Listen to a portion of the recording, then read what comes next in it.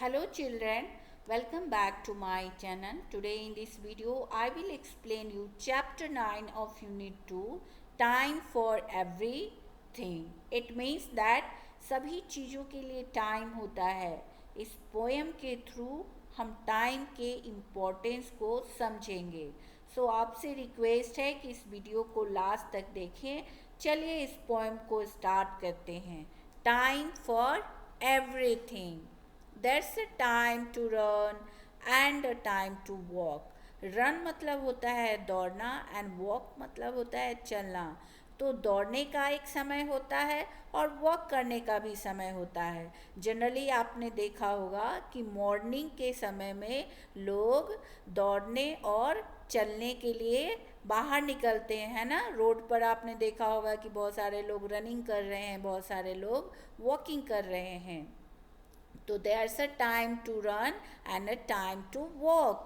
There's a time for silence, a time for talk. Silence मतलब होता है मौन, चुप, and talk मतलब होता है बातचीत.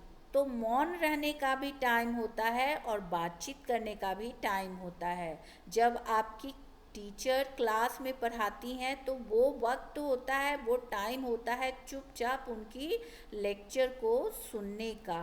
Theirs a time for silence, a time for talk. Theirs a time for work and a time for play.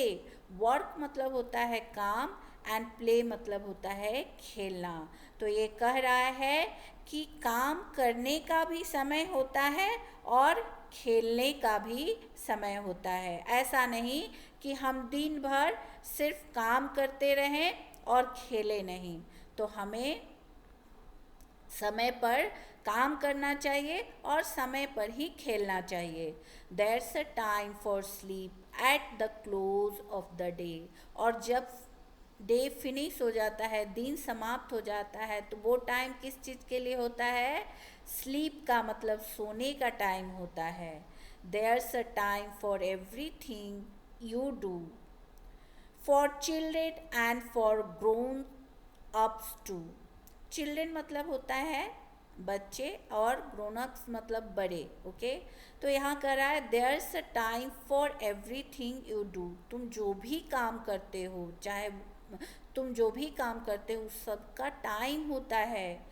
चाहे वो बच्चे हो या बड़े हों, सबको टाइम के अनुसार ही काम करना चाहिए.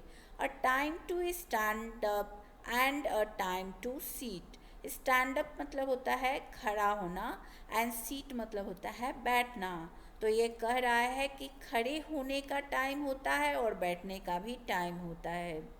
जब प्रेयर्स होता है हमारे स्कूल में तो वो टाइम होता है स्टैंड अप करके प्रेयर्स करने का, खड़ा होकर प्रेयर्स करने का. लेकिन जब हम क्लास में चले जाते हैं तो वो टाइम होता है अपने अपने बेंच पर बैठकर पढ़ने का. But see that the time and action fit. Okay, but तुम्हें क्या देखना है कि जो तुम काम करते हो, एक्शन करते हो, वो टाइम के अनुसार होना चाहिए. तुम्हारे एक्शन टाइम के अनुसार मैच करने चाहिए, टाइम के अनुसार फिट होने चाहिए. ऐसा नहीं है कि कोई भी काम तुम किसी भी समय में कर सकते हो. तुम्हारा खाने का टाइम होना चाहिए, होमवर्क करने का टाइम होना चाहिए, खेलने का टाइम होना चाहिए, सोने का टाइम होना चाहिए. कहने का मतलब ये है कि हर काम को तुम्हें समय के अनुसार करना चाहिए. हर काम के लिए तुम्हें अपने समय को फिक्स करना चाहिए.